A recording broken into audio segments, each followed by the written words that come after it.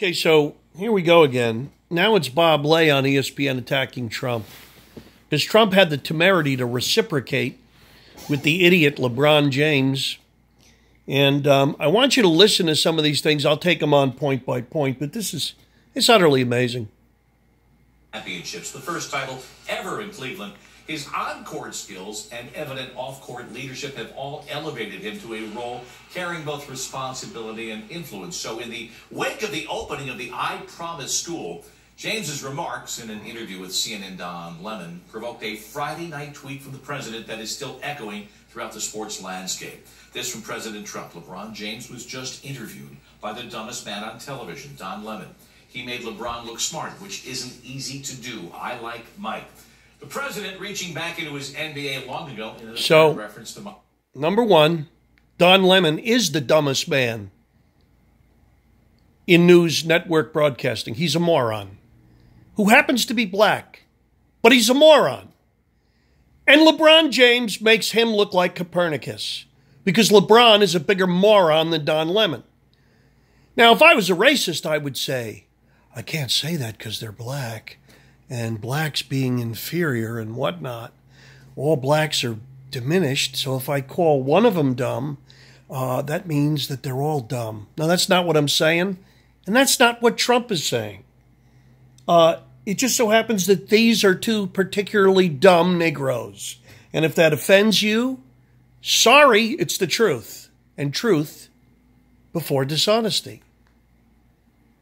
An apparent reference to Michael Jordan, perhaps jumping into the GOAT debate, the greatest of all time, or perhaps just looking to throw some more shade at LeBron James. Jordan, for his part, when asked for a comment on the president's criticism of LeBron, through a spokesperson, told NBC News, quote, I support LJ. He's doing an amazing job in his community, end quote. Support, yes, for LeBron James, but nothing derogatory, though, about Trump. And that's the difference between Michael Jordan, a very intelligent man, regardless of his color, a very savvy man, a very accomplished man, a very lovable man, a very sellable man corporately, because he's a sophisticated, brilliant man. He's not sticking his head in the donut. That's why he's Michael Jordan. He don't talk like LeBron, who sound like he got a terminal case of dumbass.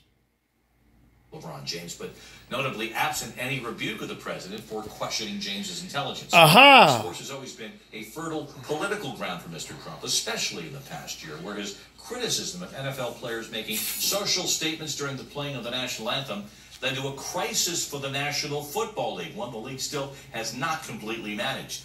You see, we didn't decide to create the crisis as American patriotic football fans, mostly white, but a lot of blacks, a lot of Hispanics, took great offense with the disrespect to our nation and flag.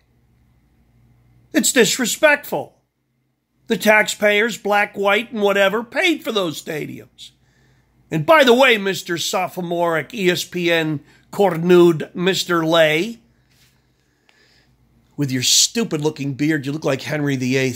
You keep getting fatter, too, every time I see you because you're a fat, dumb white guy. I guess that makes me a racist. But do you realize, do you realize the percentages of soldiers in America today that are Puerto Rican and black and Hispanic? Does anybody think about that? Does that ever get mentioned? How many veterans who've died fighting for America happen to be minorities? Because obviously the black football players don't care. They don't care. They just say, we squatting down, but we ain't disrespecting the flag and the government and whatnot. Well, what are you disrespecting? What are you taking umbrage with? Deitch once tweeted, Trump always wanted to own an NFL team, and now he owns the league. But the president's blunt criticism of James' intellect is a different moment. First, the context. Here, LeBron James speaking with Don Lemon. He's dividing us, and what I noticed over the last few months, that he's kind of used sport to kind of divide us, and that's something that I can't relate to because I know that sport was the first time I ever was around someone white You know, and that's the problem, pal. That's your problem. It's not sport, it's sports. See, but again, fitting into the caricature that racists love to portray, you don't know how to use a plural. You can't conjugate a verb. This must be my lucky day. Use isthmus in a sentence. I mean, look, I don't want to pick on you, pal, because intellectually you're 3'5" and I'm 9 feet tall. Okay, any more than I'd like to physically fight you because you're 6'8", 260, that wouldn't end good for me. But if you want to start sparring intellectually, you're going to get spanked pretty bad, pal. Because I've got eggs in my refrigerator with a higher IQ than you. And that's not because you're black, it's because you're dumb. You're dumb. It doesn't mean you aren't a great slam dunker, though. But opening up a school that has all these black, say it loud, I'm black and proud cliches that have been said for $23 trillion and 50 years of the Great Society, and you all are still hanging on to that first rung on the ladder. Thank God for basketball, football, and music, or none of yous would be out of the crab box. That's tragic. That's not what Americans want. I'd like to see you speak like an articulate white Anglo-Saxon from Connecticut. But then again, there's not a lot of hope for those guys slam dunking like you either.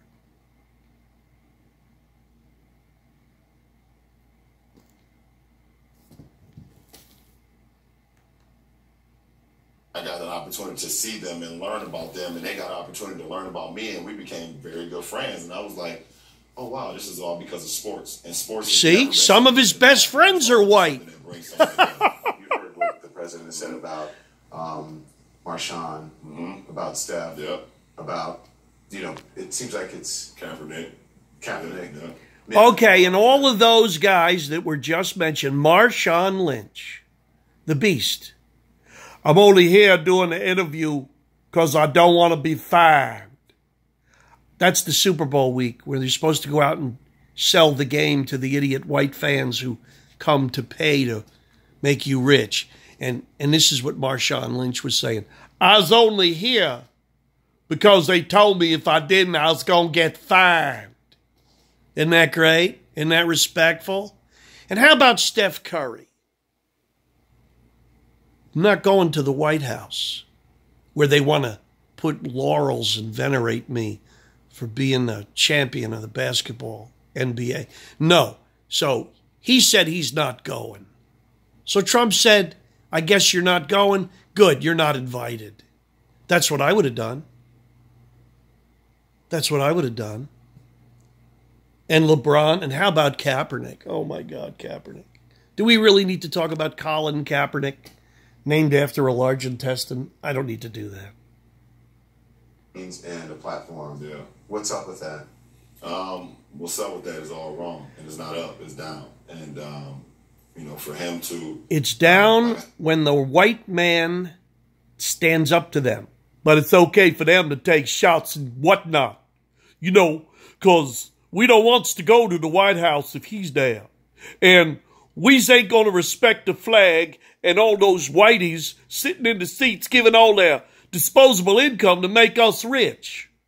Because, the white people's, they hates LeBron so much, he's worth $1 billion.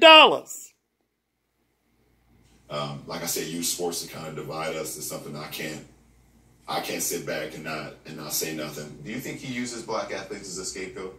At times. And more often than not.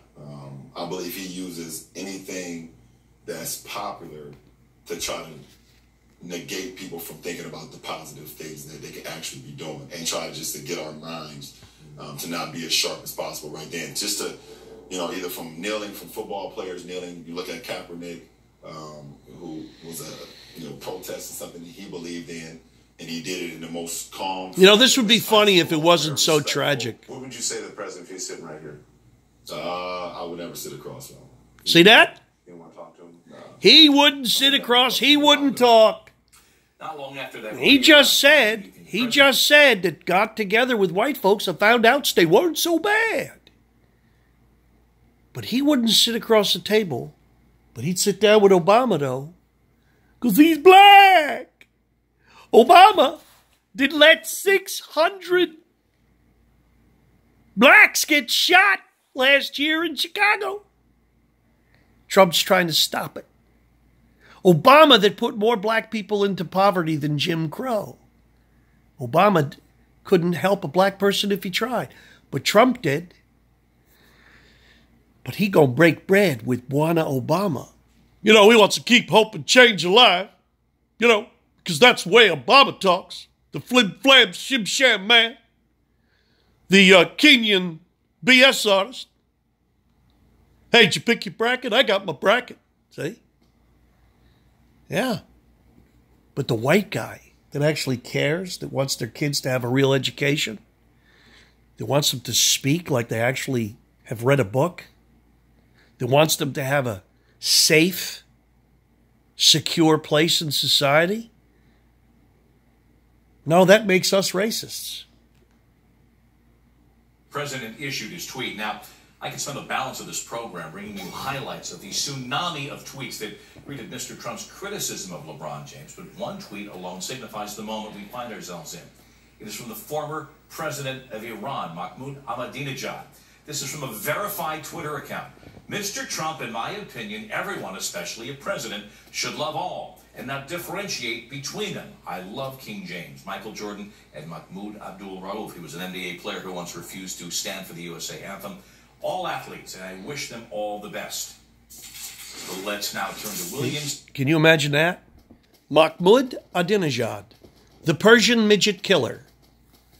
Hey, Mahmoud, let me tell you something. If I ever ran into your Persian ass, I would do to you what you do to goats. But then again, I'm a Spartan Greek, so I'm still kind of living for that day. Because there's nothing better than kicking the crap out of a Persian. Now, I don't like Persians, and I don't like Turks. And I don't like BS artists, racist black basketball players either. But I ain't been fighting with them for 3,000 years. And you took my nation's people hostage in 79 for 449 days or whatever it was. And I still want Iran nuked off the planet. But that's just me, and I should have drank decaf today. Because I hate Iran and everything it stands for. And the Muslims that kill women if they don't wear a veil. And the Muslims that want to kill my country. And the Muslims who killed many of my friends on 9/11. So I don't forgive and I don't forget. Maybe that's my Sicilian half. So, but to bolster the argument of a tyrannical black ball player, they're quoting the closest thing to Hitler in our day and age, the leader of Iran. And the liberal Jews at ESPN would dare put this out. I would love to hear Bibi Netanyahu's take on this, because he's a man and I know he'd feel the same way I do. You just made my argument. And I'm going to close with this. Any of you white folks that pay money, call yourself a conservative, especially Christian American, and you watch the NBA, ESPN, or the NFL, you're a traitor.